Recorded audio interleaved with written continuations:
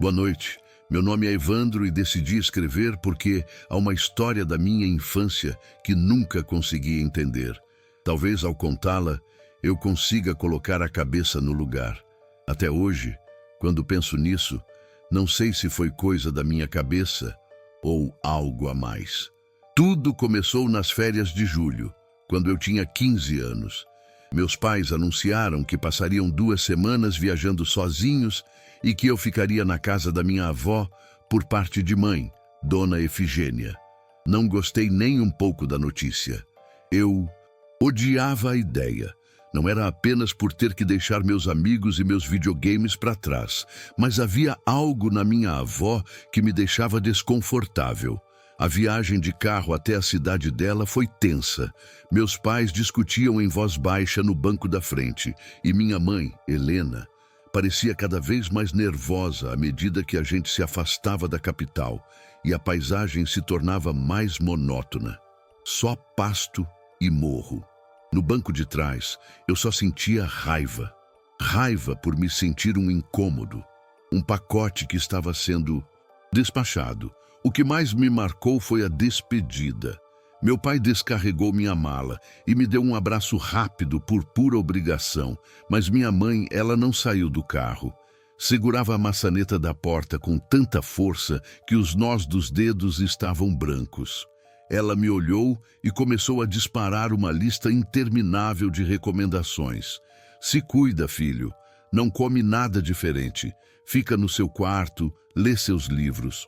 Qualquer coisa mesmo, você me liga, tá bem? A gente volta para te buscar. Filho, se eu pudesse... Ela começou, mas não terminou a frase.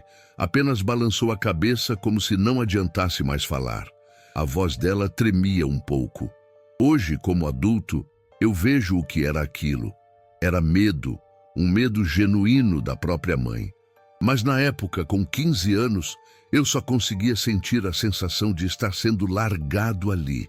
Mal sabia eu que aquelas férias seriam o começo de uma estranheza que me acompanha até hoje. Assim que o carro dos meus pais virou a esquina, a rua ficou em silêncio total. Era aquele tipo de silêncio de cidade pequena depois do almoço, pesado, quente, que só era quebrado pelo zumbido de uma ou outra mosca. A casa da minha avó era simples, com muro baixo e com uma buganvília roxa cobrindo parte da fachada. Tinha uma aparência normal, mas a sensação não era. Dona Efigênia abriu a porta antes mesmo de eu tocar a campainha. Ela era uma mulher alta, magra, com os cabelos grisalhos sempre presos num coque apertado. Não sorriu. Seus olhos escuros me analisaram de cima a baixo. Um olhar que não recebia, só analisava.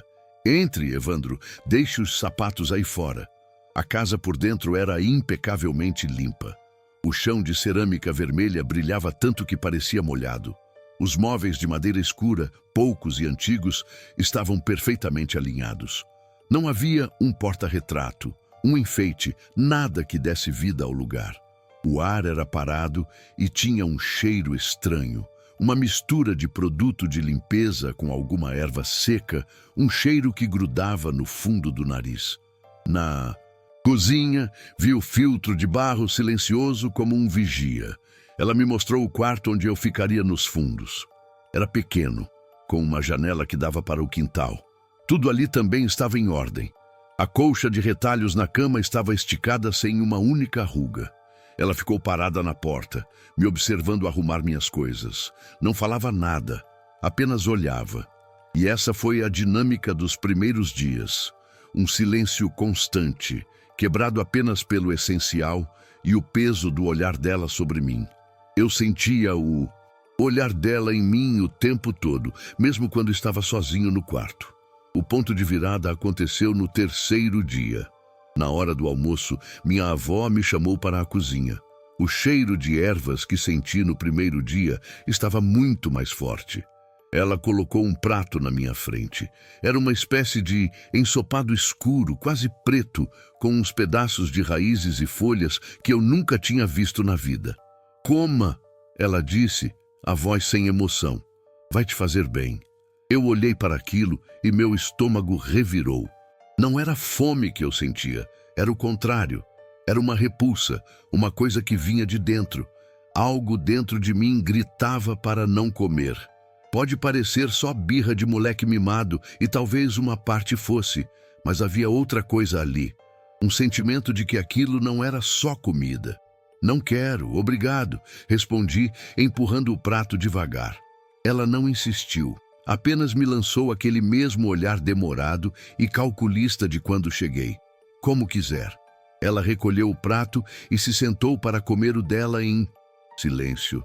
Ficar com fome era ruim, mas a ideia de comer aquele guisado era pior. Decidido a mostrar que eu podia me virar, esperei ela sair da cozinha e fui fuçar no armário que minha mãe tinha abastecido. Encontrei um pacote de macarrão instantâneo e umas salsichas na geladeira. Era a minha chance de ter um pouco de normalidade, de comer algo que eu conhecia. Era o meu jeito de mostrar para aquela casa e para ela que eu não pertencia àquele lugar. Eu nunca tinha cozinhado de verdade, só no micro-ondas. Coloquei uma frigideira no fogão e despejei um bocado de óleo. Fiquei olhando o macarrão ferver na outra panela, impaciente. Acho que me distraí por mais tempo do que deveria. O óleo começou a soltar uma fumaça fina. Sem pensar direito, peguei as salsichas direto da geladeira e joguei na frigideira. A água que cobria a salsicha encontrou o óleo superaquecido e foi uma explosão. O óleo quente voou para todo lado e um bom tanto caiu sobre o meu antebraço direito. A dor foi imediata e violenta, um calor que parecia rasgar e derreter a pele ao mesmo tempo. Eu gritei. Não foi um grito alto, foi um grito fino, de dor de verdade.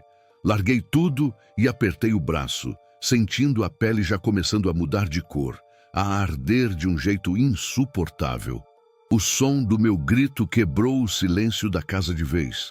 Em segundos, antes que eu pudesse pensar em correr para a torneira ou fazer qualquer outra coisa, ouvi os passos rápidos dela vindo pelo corredor. Dona Efigênia apareceu na porta da cozinha, mas não havia pânico no rosto dela. Havia algo mais, uma espécie de interesse, uma calma que era muito, muito pior do que qualquer outra reação.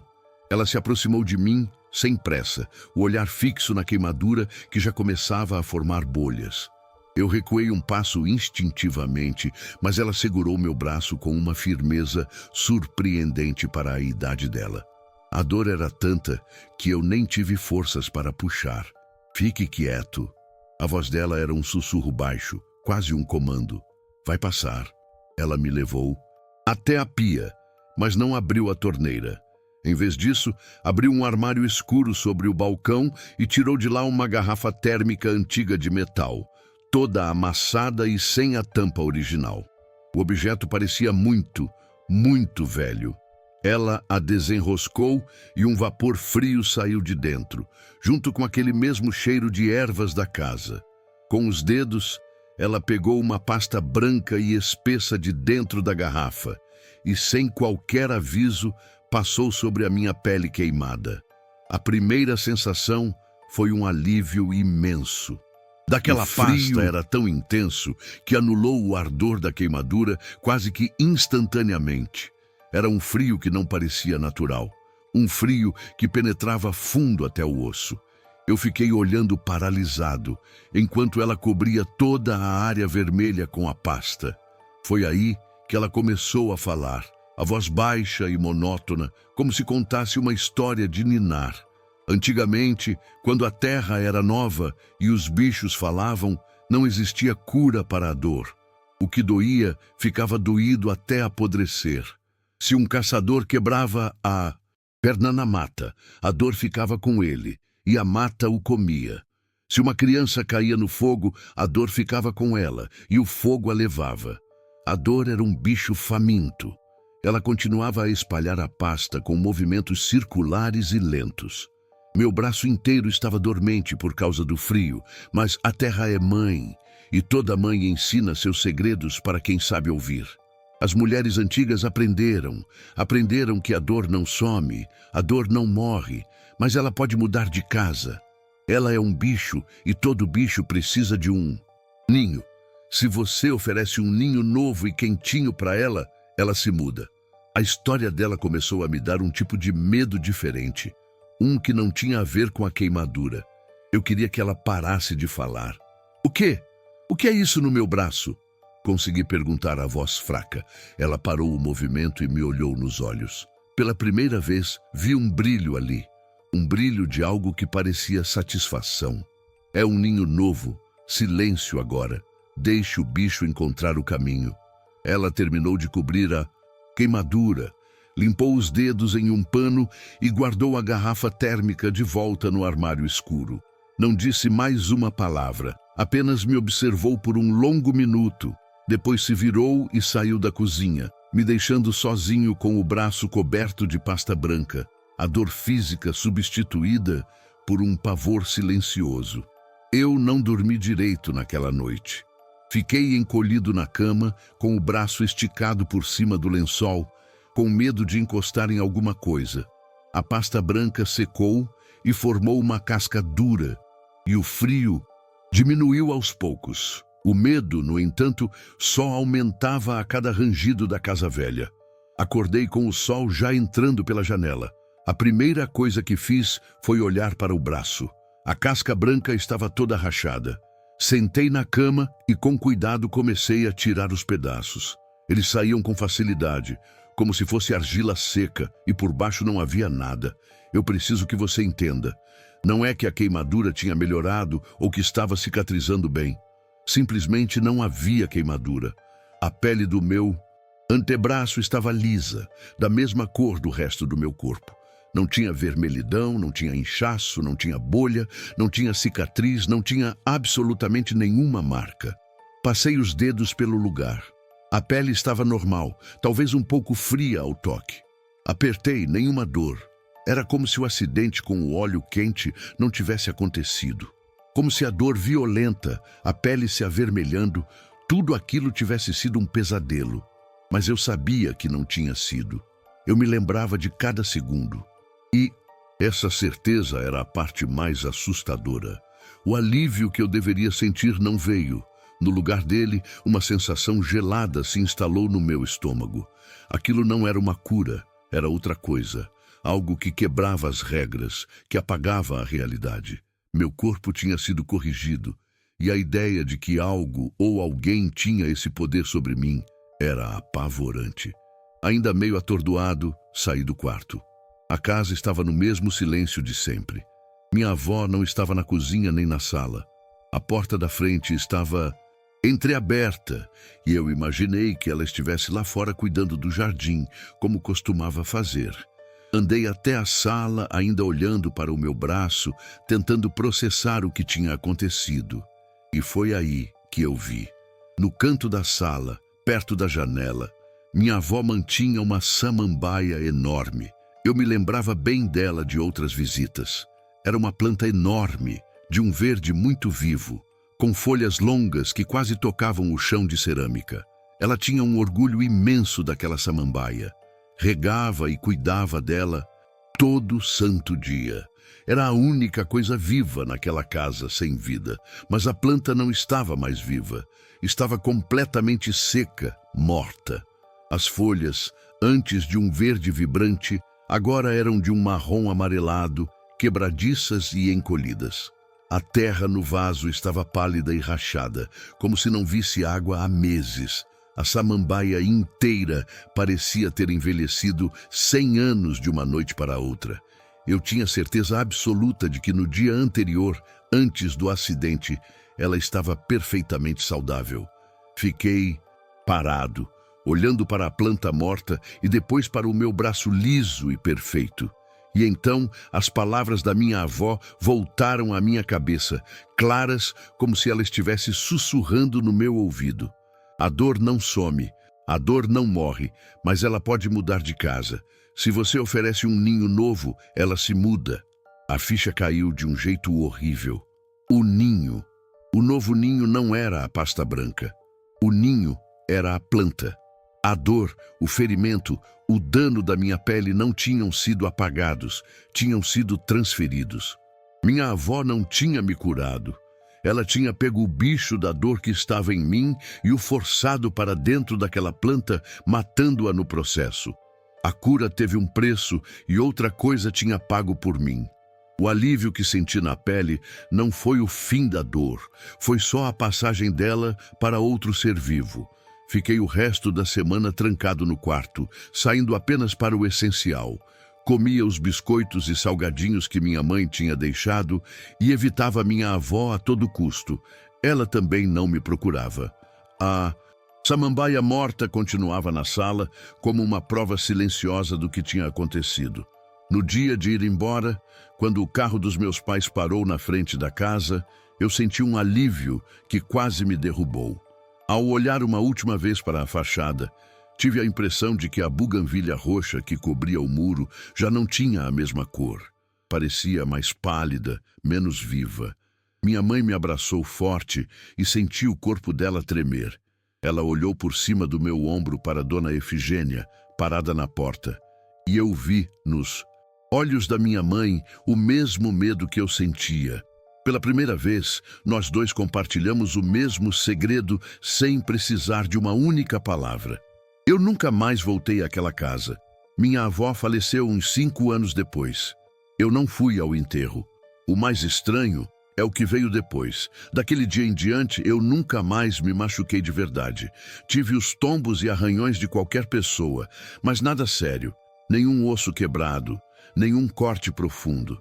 É como se eu tivesse uma proteção esquisita, uma proteção que não pedi e que não me conforta nem um pouco. Hoje eu entendo. Aquilo não foi uma cura, foi uma marcação. Ao tirar a dor de mim, minha avó me ligou àquela prática dela. Ela não me salvou. Ela me marcou como se eu fosse dela. Me marcou como algo que pertencia a ela, ao mundo dela.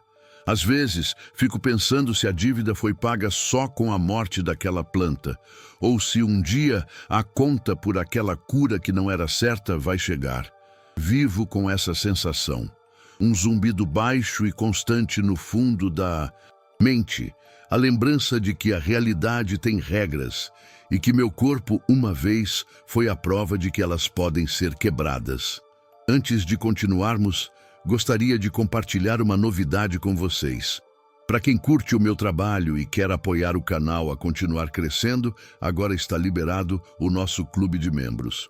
Como uma forma de agradecer a esse apoio, vocês terão acesso a vídeos exclusivos que farei só para a área de membros, além de poderem assistir aos relatos novos com antecedência.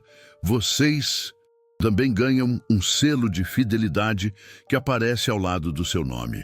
Se você sentir que pode e quer fazer parte, é só clicar no botão Seja Membro, aqui embaixo. Muito obrigado pelo carinho e apoio de sempre. Vocês são os melhores. Relato 2. Eu achava que mudar de casa era só encaixotar coisa e correr pelo quintal novo. Mas aquele agosto de 2016 não foi simples assim. O sítio que herdamos dos meus avós tinha mato alto, uma cerca cansada, e lá no fundo, um rio que cheirava a lama quando o vento virava. Eu tinha idade. Mesmo criança, senti que a luz ali parecia mais fraca. Do lado, colada a um caminho de terra, ficava outra propriedade. Chamávamos de casarão torto. Telhas escorregadas, paredes úmidas, quintal tomado por entulho, geladeira sem porta, ventilador quebrado, garrafas de refrigerante viradas em vaso. Minha mãe evitava olhar. Moravam lá 2 senhoras muito velhas, Dona Zoraide e Dona Ordália, e 3 netos. Ícaro, meu colega de idade, surgia na minha porta sem avisar, se fosse normal. Como as gêmeas, Noemi e Tainá, andavam de cabeça baixa, roupas encardidas, falas que mal dava para ouvir. Naquele primeiro sábado, tentei brincar de pega-pega com Ícaro. Ele ignorava o gramado e corria por cima de latas enferrujadas, como se gostasse do risco. Quando parávamos, ele fitava o sótão da própria casa, um quadrado de madeira furada. Perguntei o que havia lá. Ele sorriu torto. Lugar de guardar segredo. A frase grudou em mim. Lola, nossa vira-lata, rosnava sempre que ele passava. Meu pai brincou que a cadela não ia com a cara do vizinho. Rimos sem graça e mudamos de assunto. Na véspera do início das aulas, fiquei na rede da varanda tentando o sinal de celular. O casarão estava apagado. Ainda assim, senti que alguém me observava. Por um segundo percebi um brilho que tremia atrás da tábua do sótão como chama de vela. Pisquei e tudo ficou escuro de novo. Empurrei a rede, entrei e tranquei a porta. Dormi mal, escutando o vento assobiar na tela da janela. Tentei convencer a mim mesmo de que era só vento, só que dali em diante nunca mais consegui chamar aquele lugar de lar em voz alta. Eu estava decidido a manter distância, mas numa tarde abafada de setembro, precisei buscar Lola, que tinha escapado pelo portão de arame. Encontrei a cachorra farejando a torneira velha, fincada na divisa dos quintais. Foi aí que vi Lorena. Ela era alta, ombros largos, cabelo preto escorrido até o meio das costas, vestido florido, limpo demais para aquele caos. Tentava rosquear uma mangueira curta no bico da torneira. "Consegue girar para mim?" pediu, enxugando o suor com o antebraço. Fiquei sem graça de negar. Coloquei a mão no metal, dei meio giro e a rosca cedeu fácil. Ela bateu palmas, os olhos brilhando como se eu tivesse salvado o dia. "Rapaz forte", disse rindo. "Você sabe que todo mundo nasce com um terceiro olho?" Ri amarelo. "Um olho que não dá para ver", continuou. "Se a gente treina, enxerga a verdade atrás das coisas. Antes que eu inventasse..." Desculpa, ela já caminhava rumo à casa chamando com o dedo. "Vem cá um instante, tenho algo para te mostrar." Levei Lola pela coleira, hesitando a cada passo. O ar na varanda era denso, gorduroso. Dentro, a escuridão cheirava a leite azedo. Sacos de lixo rasgados, potes de plástico virados, moscas zunindo nos pratos. Quis recuar, só que Lorena segurou meu pulso com força inesperada, me levou escada acima. Cada degrau rangia, parecia que ia quebrar. No topo, ela abriu o quarto dela. Parecia outro universo, cortinas de renda sem pó, piso encerado, bonecas alinhadas. Cheirava a água de rosas. Ela apontou para o tapete redondo. "Senta aqui um pouquinho." Obedeci sem pensar, coração apertado. Quando ela afastou o tapete com o pé, quase vomitei. No assoalho havia um círculo de cinzas bem desenhado e ao redor 3 velas negras apagadas. O pó agarrava a madeira como se tivesse ardido ali há pouco. Ao centro, um cristal leitoso refletia a luz. "Com isso, a gente abre o olho", sussurrou. A palavra "abre" ficou ecoando na minha cabeça. Lembrei das aulas de catecismo, do aviso sobre tocar o que não entendemos.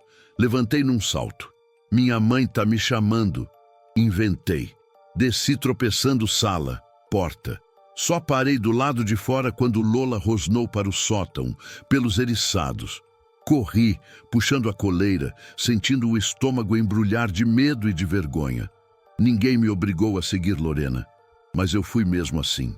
Eu tentei fingir que nada tinha acontecido, mas meu corpo não me deixava. Mentir. Noites viradas, olhando para o teto, suor frio nas mãos, mesmo em manhã de tempo bom. Na escola, Ícaro me cercava nos corredores como se nada fosse. Falava de desenhos que eu não via, soltava palavras em outro idioma e esperava que eu risse. Eu desviava, fingia pressa. Num recreio, ele me puxou pelo braço até a quadra de cimento rachado atrás dos vestiários. Entre traves tortas e mato crescendo nas linhas laterais, estava largada uma tesoura de poda enorme, cabo verde descascando. "Já brincou de caçar sombra?" Ele ergueu a tesoura, lâminas abertas. A expressão não era de brincadeira, era foco puro, os olhos escuros brilhando. Eu dei um passo atrás, tentando manter a voz firme. "Guarda isso, pode machucar alguém." "Machucar é palavra de gente medrosa", respondeu, girando o metal perto do meu rosto. Corri em zigue-zague. Ele veio atrás, rindo alto, golpeando o ar. O som do ferro cortando o ar. 2 colegas viram de longe e gritaram para parar. Ícaro baixou a tesoura devagar. como se nada demais tivesse ocorrido. Quando a inspetora apareceu, ele soltou o instrumento e enfiou as mãos nos bolsos, inocente. Ninguém quis acreditar que ele tentou me acertar de verdade. Virou brincadeira que saiu do controle. Fiquei marcado como dramático. Na semana seguinte tivemos aula de educação física em dupla. O professor nos mandou contar passes na quadra coberta. Ícaro aproveitou o intervalo, me chamou até o mural de madeira encostado na lateral. "Vem ver uma coisa", disse. "Voz baixa demais." Aquele canto dava para um desnível, 3 metros de queda, até um gramado pedregoso. Cheguei perto, bola de borracha sob o braço e encarei a paisagem. Foi quando senti uma mão no meu ombro, um empurrão de repente. Perdi o equilíbrio, a borda da madeira arranhando a barriga. Me agarrei à tela metálica que cercava o espaço, panturrilhas latejando de esforço. Ícaro ficou parado, sorriso torcido, como se calculasse quanto faltava para eu soltar. "Só queria testar teu reflexo", falou. Me puxei de volta, tremendo, sem resposta. O apito do professor salvou a cena. Ícaro saiu calmamente para a fila, assobiando. Eu fiquei ali tentando respirar sem vomitar. Contei tudo aos meus pais naquela noite. Meu pai apertou os lábios, disse que era a fase estranha da idade. Minha mãe sugeriu conversar com a direção. Senti-me criança chorona, mas ao deitar, visualizei o empurrão em câmera lenta, a tesoura atravessando o ar. Entendi que aquele garoto não brincava. Ele testava limites, os meus. Os dele, talvez, os de outra coisa que olhava tudo de perto. Depois disso, sempre que passava pelo casarão torto, percebia o sótão meio aberto. Parecia que o buraco crescia, madeira cedendo, como boca com fome. E toda vez que Ícaro sumia da escola, às vezes dias inteiros, o lugar ficava ainda mais silencioso, como se aguardasse algo voltar. Na véspera do feriado de finados, acordei com Lola latindo para o quintal. Vi através da cortina fina 3 pontos de luz piscando perto do rio. Faísca sobre um círculo preto no chão.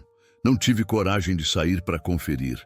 Segurei a coleira de Lola e rezei baixinho, torcendo para amanhecer logo. As aulas recomeçaram e Ícaro não voltou. A professora apenas disse que ele precisou se afastar por questões de saúde. Ninguém perguntou detalhes. As gêmeas também sumiram do portão. O casarão parecia mais escuro, mas o sótão permanecia entreaberto, denunciando o vazio lá dentro, ou o contrário. Um dia depois do almoço, as sirenes ecoaram no vale. Vi a ambulância parada diante do casarão torto. Paramédicos entrando sem pressa, sinal de que já não havia urgência. Dona Ordália, segundo os boatos, caiu na sala. A causa oficial foi um mal súbito.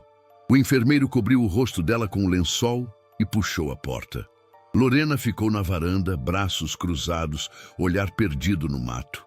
O velório ocorreu na capelinha que todo mundo usa quando não quer gastar com salão grande. Bancos ruídos, ventiladores empurrando calor e cheiro de vela. Pouca gente apareceu. Lorena abraçava o caixão sem derramar lágrima. Quem chorava alto era uma mulher que ninguém reconheceu. Saí de lá me sentindo muito culpado. Eu mal falava com a senhora, mas a morte dela parecia um aviso. Daqui em diante, nada de conversa com o vizinho, decretou meu pai, fechando o portão. Minha mãe tirou Lola do quintal e proibiu que a cadela chegasse perto da cerca. Minha irmã, antes tranquila, passou a dormir agarrada no travesseiro. Dizia ver um menino calado que só apontava para o teto. Ícaro evaporou. Mochila ausente na escola, chamado nenhum. Colegas supunham febre ou viagem repentina. Só eu lembrava da tesoura. A direção silenciou, deixando o corredor mais pesado. As noites se esticavam. Eu trancava portas, mas sentia uma corrente de ar descendo da laje. O som parecia pé descalço, varrendo pó. Quando levantava para beber água, Lola rosnava para a escada vazia. Às vezes, o cheiro de fuligem invadia a cozinha, rápido, como um suspiro. O mesmo aroma do quarto de Lorena, de vela e cabelo queimado. Numa dessas madrugadas, levantei a persiana. A lua fina deixava o quintal pálido. No terreno vizinho, a porta do sótão batia de leve. Senti vontade de pregar uma tabuinha, só para calar aquele convite. Em vez disso, abaixei a persiana e sentei no chão, repetindo passagens do terço. Não me tornou valente, mas impediu que eu chorasse. Pouco depois, encontrei um caderno espiral atrás da lixeira da escola. Na capa, o nome Ícaro rabiscado. Dentro, datas alinhadas. 27 Julho, 2 de agosto, 24 de agosto. Ao lado de cada data, o mesmo círculo de cinzas com 3 velas e um eclipse. Fechei o caderno. Guardei sem mostrar a ninguém. Em casa, entreguei o caderno à minha mãe. Ela folheou as páginas, empalideceu e trancou o achado na gaveta dos cheques. À noite, meu pai instalou cadeados novos e pregou um crucifixo sobre a porta. Mas ferro e madeira não calavam a impressão de que o casarão, janelas pregadas por tábuas, respirava no escuro. Toda vez que o vento mudava, o cheiro de cinza varrida voltava, ocupando corredores, travesseiro, pensamento. Parecia que a morte de Dona Ordalha abrira uma fenda que ninguém sabia fechar. O tempo passou, quase 7 anos se foram. O casarão ficou vazio, telhas afundando, trepadeiras engolindo sacadas, até que um cartaz de leilão apareceu amarrado na porteira. Meu pai, curioso, estacionou o carro para olhar fotos coladas no verso. A ala original, erguida em 1920, ainda podia ser salva. Quem deu o lance final foi a professora Nádia, minha antiga orientadora de ciências. Ela e o marido derrubaram quase tudo e preservaram só o bloco do quarto de Lorena. Construíram um corredor envidraçado, cozinha americana, paredes brancas cheirando a tinta fresca. Quando me convidou para conhecer, eu já tinha 15 anos e fingi naturalidade, embora meu estômago embrulhava só de lembrar. Você vai gostar, tá irreconhecível, disse animada. Por fora parecia casa de revista, mas assim que passei a soleira, o ar pesou, doce demais. Feito perfume velho, a professora mostrou sala, varanda, escada clara de madeira. No andar de cima, abriu o dormitório principal. Carpete cinza, armário embutido, janela larga. Eu soube, sem explicação, que estava sobre o círculo de cinzas. A nuca esquentou, zumbido fino no ouvido. Nádia falava do valor das luminárias. Eu só queria sair. Tô com dor de cabeça. Improvisei. Ela ofereceu água. Recusei. Despedi-me rápido, evitando olhar para trás. Meses depois, Nádia ligou. Viajaria 1 semana. Precisava de alguém para cuidar dos cachorros. Pagaria bem. Pensei no videogame que eu queria comprar e aceitei. Todo fim de tarde eu digitava o código na fechadura eletrônica. Os cães, um pincher chamado Chico e um pug rechonchudo batizado de Henrique, vinham abanando a cauda, arranhando minhas canelas. Eu enchia as tigelas, limpava a água, jogava bolinha 2 ou 3 vezes, depois conferia janelas, deixava a luz da varanda acesa e ia embora. 4 noites seguidas sem susto. Na quinta, chuva. Miúda batia no telhado de vidro. Estava guardando o saco de ração quando Henrique empacou diante da escada que levava ao antigo quarto. O animal fixou o olhar no alto, pele enrugada, tremendo, e latiu rouco, insistente. Chico recuou, gemendo baixo, patas arqueadas. Olhei a escada vazia, só degraus lisos reluzindo. Ei, sossega, falei, mas minha voz saiu fraca. Dei um passo para desligar o sensor da área e então veio o som. Um baque seco, madeira cedendo, direto sobre nossas cabeças. Mais 2 espaçados, como algo pesado sendo arrastado. Meu corpo reagiu primeiro, agarrei as coleiras, corri até a porta, digitei o código errado 2 vezes de tanto tremer. No terceiro toque, a fechadura clicou. Saí empurrando os cães. Bati a porta atrás de mim. Do lado de fora, ouvi de novo o barulho abafado e juro ter sentido a vibração na soleira. Fiz todo o caminho até minha casa sem olhar para trás. A chuva parecia respingar cinza no asfalto. Henrique arfava como se tivesse corrido maratona. Chico seguia grudado na minha perna. Contei tudo aos meus pais gaguejando. Minha mãe ligou para a professora. Nádia riu. Disse que devia ser gambá no forro, mas prometeu verificar. Passei a noite em claro vendo o teto escurecer e clarear, imaginando a tábua do piso se erguendo sozinha, abrindo o caminho para o cheiro de vela queimada escapar outra vez. 2 anos se passaram depois daquela noite com os cachorros. Eu me afundei no último ano do colégio, tentando fingir normalidade, mas nada mudou por dentro. Às vezes, ao destrancar o portão, sentia um cheiro de água de rosas misturado a cinza, embora o jardim estivesse limpo. No fim de março deste ano, comecei a notar panfletos coloridos grudados em postes. Desperte o terceiro olho. Água de visagem, feira de produtores, sábado. O desenho era um círculo cinza com 3 chamas. Tentei ignorar, mas cada folha parecia olhar de volta. Quando uma amiga chamou para ir à feira, aceitei. Talvez eu precisasse confirmar que o passado era só memória mal curada. A feira ficava num terreno de terra batida, barracas simples vendendo pastel, queijo, artesanato. No canto mais distante, um trailer branco exibia mesas com garrafas âmbar cheias de líquido turvo. Sobre uma toalha, um cristal leitoso refletia o sol, o mesmo tipo que vi no quarto de Lorena. Senti meu estômago revirar. Atrás da mesa, Lorena, vestido preto, bem passado, óculos grossos, falava para 3 pessoas. Quando me viu, ela interrompeu a frase e focou em mim. Tem gente que precisa de um empurrãozinho para abrir o olho, não acha?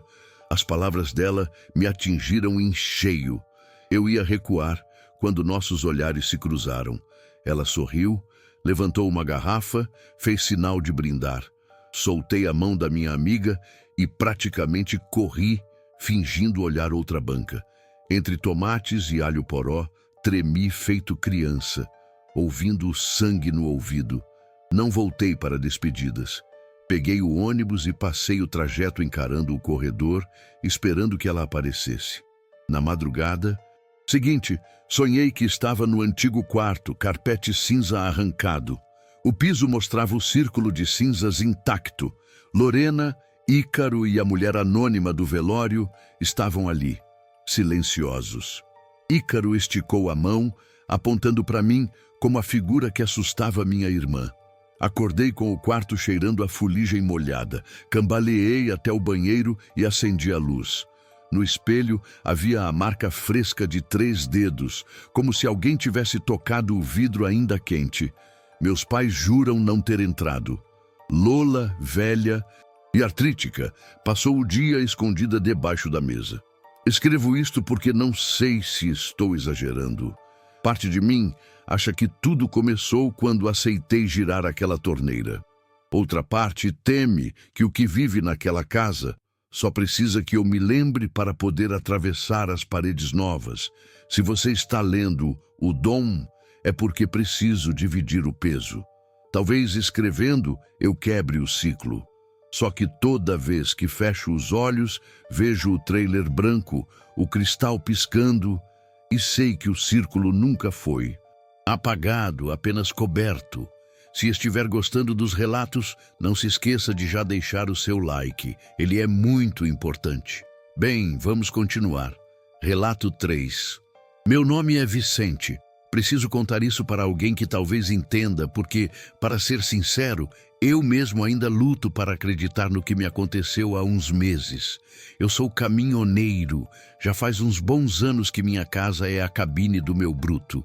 Não vou mentir, a grana é boa, mas não é só por isso que eu rodo por aí. Digamos que a estrada se tornou uma espécie de refúgio, um lugar para eu ficar quieto com meus pensamentos depois que pisei feio na bola com minha irmã. Foi uma briga feia por besteira, orgulho, essas coisas que envenenam a gente. Desde então, ela não me atende mais e o silêncio dela pesa mais que qualquer carga que eu já transportei. A solidão da estrada, de certa forma, parecia o castigo que eu merecia. E hoje eu me pergunto se não foi esse sentimento, essa culpa me corroendo, que chamou a atenção de alguma coisa no escuro. A coisa toda começou numa noite comum, em um desses postos grandes de beira de estrada. Um pátio enorme de terra batida, onde dezenas de caminhoneiros param para pernoitar. Eu já tinha parado ali umas 20 vezes. O lugar de sempre seguro, com um chuveiro decente e uma lanchonete que servia um prato feito caprichado. Parei meu caminhão mais para o fundo, como sempre faço, longe do entra e sai da entrada principal, para ter um pouco mais de sossego. A noite estava abafada, sem vento. Por volta de 1 da manhã, depois de ir ao banheiro, eu estava voltando devagar para a minha cabine. Foi quando eu vi. Tinha um homem parado entre duas carretas a uns 50 metros de mim. Estava escuro e a única iluminação vinha daqueles postes altos com aquela luz amarelada que cria sombras compridas. No começo, não dei bola. Podia ser qualquer outro colega esticando as pernas. Mas algo estava errado. A sombra dele não era normal. Não era só o comprimento. Isso a luz do poste explicaria. A sombra dele parecia mais densa e se espalhava pelo chão de um jeito estranho. Como se não fosse uma, mas várias sombras sobrepostas, se esticando em direções diferentes ao mesmo tempo. Era como se uma mancha de óleo escuro vazasse dos pés dele para todos os lados. A figura em si era só uma silhueta escura e imóvel. Eu parei de andar. Fiquei ali perto da parede do banheiro, tentando entender o que estava vendo. Pensei que talvez fosse o cansaço. 15, 13 horas de volante direto, a vista da gente começa a pregar peças. Mas eu piscava e a imagem continuava lá, aquele vulto e sua mancha escura e disforme no chão.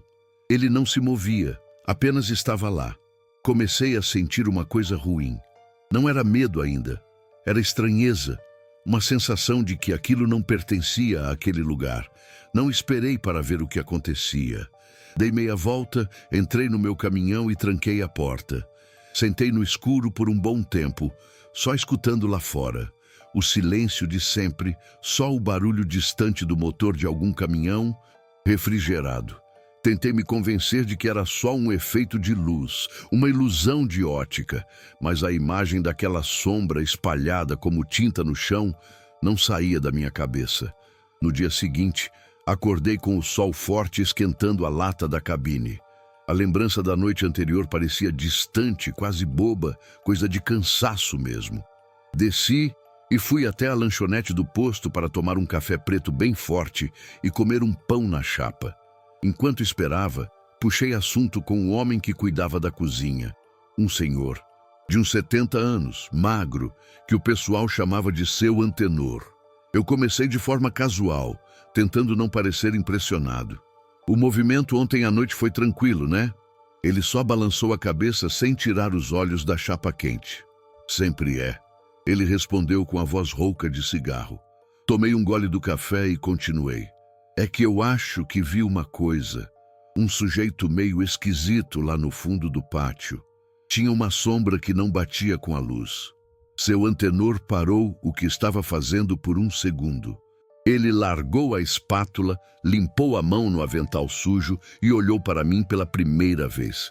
Aquilo não é um sujeito, não é, gente? A forma como ele disse aquilo, com uma calma de quem fala sobre o clima, me deixou sem reação. Como assim não é, gente? Perguntei a voz um pouco mais baixa. Ele deu de ombros, voltando a mexer nos ovos. Essa coisa aparece de vez em quando. Tem ano que ninguém vê. Tem ano que aparece para mais de um.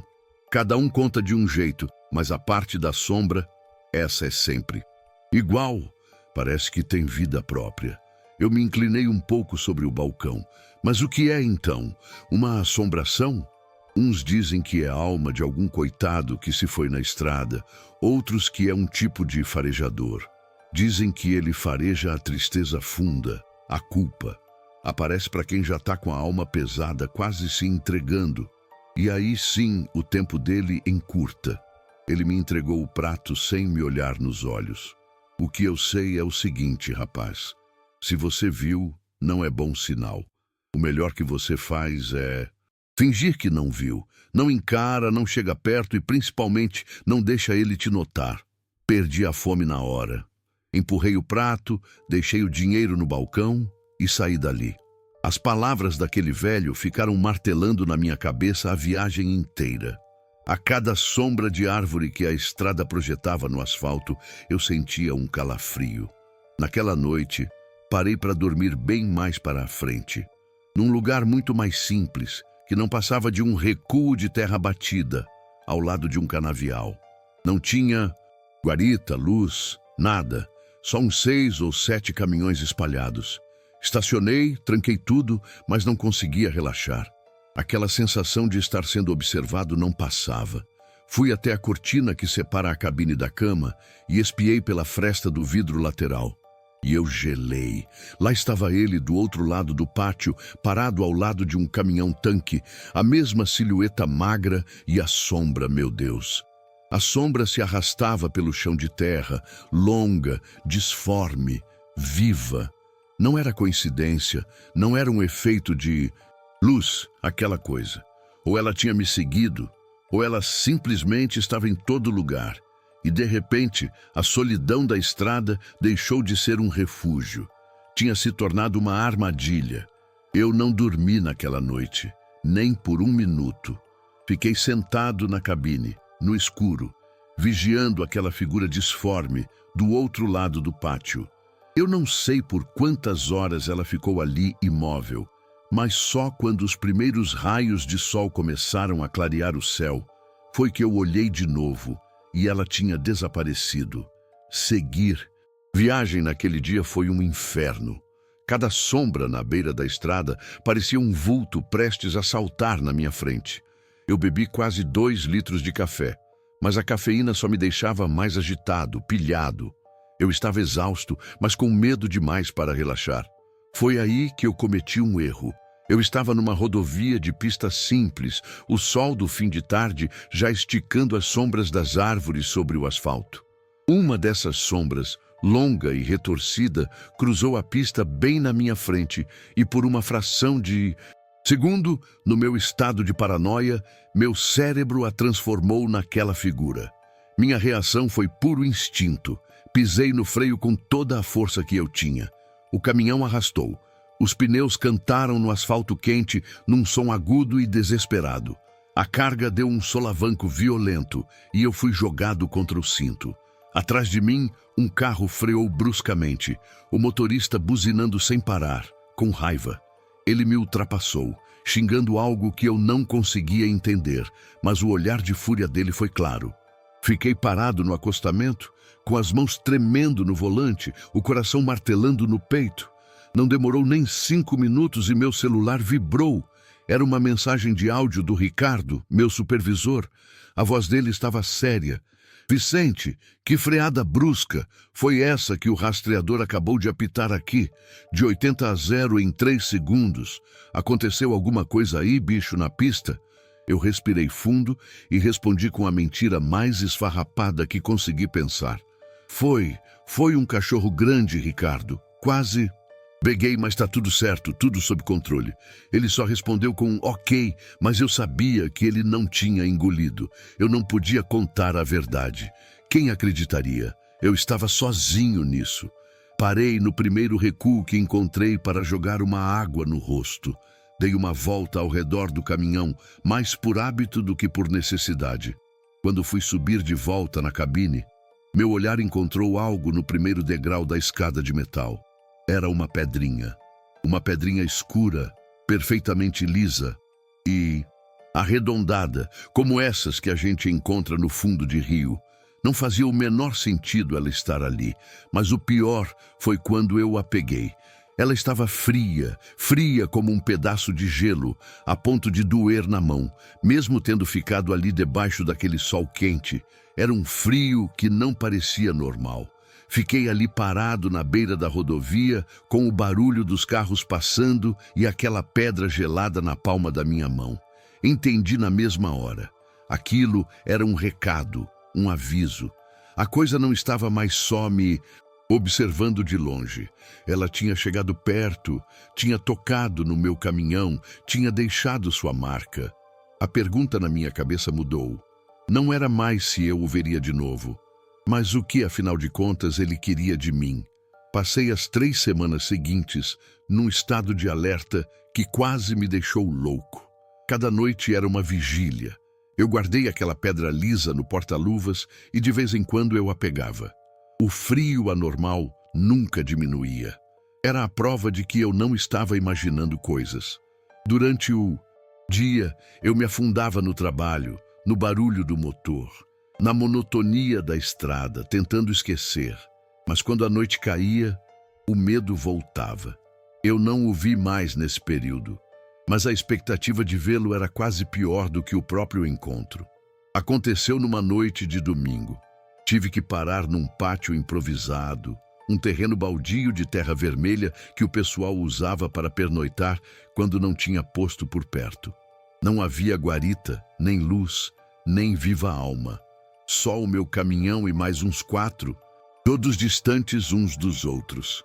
A noite estava escura, sem lua, daquelas que não se enxergava nem se ouvia nada. Eu estava dentro da cabine, jantando o de sempre, umas bolachas de água e sal com atum, bebendo um café morno da garrafa térmica. Seriam umas 2 da manhã. Foi quando eu ouvi. Não eram passos, era um barulho diferente na lateral do caminhão. Um som leve, quase tímido, como se alguém estivesse batendo com a junta dos dedos na lataria. 3 batidas lentas e ritmadas. Eu congelei no lugar. Desliguei a pequena luz da cabine. Fiquei em silêncio absoluto, segurando a respiração, tentando ouvir qualquer outra coisa. Nada. Só o zumbido baixo dos grilos lá fora. Então, as batidas vieram de novo, exatamente iguais, pacientes. Meu corpo inteiro se arrepiou. O aviso de seu antenor veio na minha mente. Não encara, não deixa ele te notar. Mas eu não aguentei. Eu precisava ver. Me movi com um cuidado que eu não sabia que tinha, sem fazer um único ruído, e me arrastei até o banco do passageiro. Puxei a cortina só uma fresta minúscula, o suficiente para um olho espiar. E lá estava ele. Não mais no fundo do pátio, não mais do outro lado da estrada. Estava ali, colado no meu caminhão, em pé no primeiro degrau da escada. Eu o via de cima. Seu rosto estava quase todo coberto por uma sombra que parecia um capuz. Mas o que eu via era humano. A pele era de um cinza pálido, as bochechas fundas, como as de um doente em estado terminal, e os olhos eram 2 buracos escuros, vazios, sem nenhum brilho ou reflexo.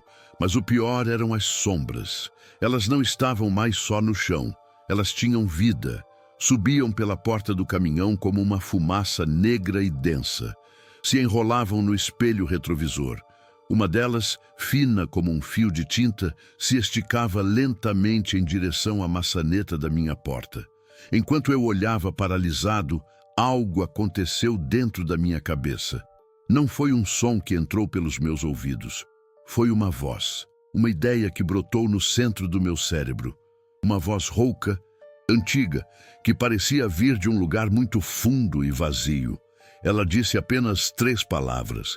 Eu te achei. Senti uma pressão no peito, como se tivessem enfiado uma pedra de gelo bem no meu osso. Não consegui gritar, não consegui me mover. Meu corpo simplesmente se desligou. Fechei os olhos com toda a força, esperando qualquer coisa. A única coisa que consegui pensar foi na minha irmã, no rosto dela, na nossa última briga. Quando finalmente criei coragem e abri os olhos de novo, não havia mais nada. Lá fora, apenas a noite escura e silenciosa. Depois daquela noite, o silêncio se tornou a coisa mais assustadora. 1 mês se passou. Depois, 2. Nada, nenhuma batida, nenhuma sombra no canto do olho. Um dia, parei o caminhão no meio de uma ponte e atirei aquela pedra fria no rio lá embaixo. Vi o círculo que ela fez na água e senti um alívio idiota, como se estivesse me livrando da maldição. Aos poucos, a tensão foi diminuindo. Eu comecei a pensar que talvez o objetivo daquela coisa fosse só o susto, que o confronto na porta da cabine tivesse sido o recado final. Eu ainda dormia mal, mas aquela agonia foi virando uma tristeza que não passava. Voltei a pensar na minha irmã. Numa tarde, criei coragem e liguei para ela. Caiu na caixa postal, como sempre. Umas semanas atrás, eu estava tomando um café numa lanchonete de posto. Era um lugar grande, bem iluminado, cheio de gente. O sol entrava pelas janelas e pela primeira vez em muito tempo eu me senti normal. Um rapaz, um motorista novo, que devia ter pouco mais de 20 anos, se sentou na minha mesa. Chamava-se Xavier. Ele era falante, animado com a profissão. No meio da conversa, ele se inclinou e disse com um ar de quem conta um segredo: "Seu Vicente, o senhor que roda há tanto tempo já viu alguma coisa muito esquisita por aí?" Senti um calafrio, mas disfarcei. "Rapaz, nessa vida a gente vê de tudo", respondi, forçando um sorriso, "mas a maioria é peça que o cansaço prega. É que eu vi um negócio semana passada que não sai da minha cabeça", ele disse com os olhos arregalados. "Vi um cara caminhando no pátio de madrugada, um sujeito todo de escuro, e a sombra dele, nossa, era um borrão medonho no chão." Meu café ficou amargo na boca. Tentei manter a voz firme. "E você viu o que ele fez? Então, essa é a parte sinistra." Xavier se ajeitou na cadeira. Ele parou na frente de um caminhão branco, um modelo igualzinho a esse seu. Bateu na porta umas vezes de leve. Depois ficou na ponta dos pés para espiar pela janela. Eu não conseguia respirar direito. "E aí?" perguntei num sussurro. "Aí ele se afastou. Mas o jeito dele, seu Vicente, ele parecia confuso, contrariado, sabe? Como se o cheiro que ele seguia estivesse ali, mas a pessoa não. Depois ele só andou pro escuro e sumiu." Xavier continuou falando alguma coisa, mas eu não ouvia mais. O barulho da lanchonete, as risadas, tudo desapareceu. O calor do sol na janela de repente não me aquecia mais. Eu só conseguia encarar o meu reflexo no café frio. Ele não tinha ido embora, não tinha terminado. Ele só tinha me perdido de vista. E em algum lugar lá fora, na escuridão de alguma estrada, ele ainda estava me procurando. Isso foi o que eu pensei até semana passada. Foi quando meu cunhado me ligou chorando. Minha irmã tinha sofrido um acidente de carro, voltando para casa numa estrada secundária. Ele disse que o carro estava intacto, mas ela teve um mal súbito. Os médicos não acharam explicação. A ligação caiu e eu fiquei olhando para o meu reflexo no vidro da cabine. Só então eu entendi o aviso de seu antenor, a perseguição, a voz na minha cabeça. O farejador nunca esteve atrás de mim. Ele só estava me usando para encontrar o caminho até ela. E a última coisa que eu ouvi antes de desligar foi meu cunhado dizendo no meio do choro: "Ela parecia tão triste, Vicente, tão decepcionada nos últimos meses." Relato 4. O que vou contar aconteceu faz alguns anos, mas até hoje eu sinto um negócio estranho quando lembro. Éramos em 4, mais o cachorro. Eu, o Matias, o Gabriel, que era o mais velho, o Samuel e a Brígida. A gente tinha esse costume, pelo menos 2 vezes por ano, de pegar a estrada e acampar em algum lugar bem isolado, longe de qualquer cidade. O Gabriel era o dono de uma Saveiro já meio surrada, que aguentava o tranco. Então, ele acabava sendo o nosso guia não oficial. O cachorro era dele, um pastor belga chamado Billy, um animal muito dócil que já tinha acampado com a gente outras vezes e era a alegria da galera. Nessa viagem específica, fomos para uma área de acampamento selvagem, num canto de uma reserva que um conhecido do Gabriel tinha indicado. Era um lugar realmente afastado. A gente precisou dirigir por quase 1 hora numa estradinha de terra que parecia não ter fim. Quando finalmente descemos do carro, o ar era pesado. Tinha aquele cheiro forte de folha em decomposição, de terra molhada, sabe?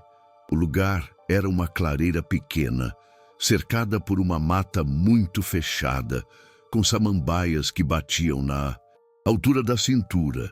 Dava para sentir a umidade grudando na pele. Foi enquanto a gente descarregava as mochilas e as barracas que eu notei. A primeira coisa esquisita foi o Billy, o normal.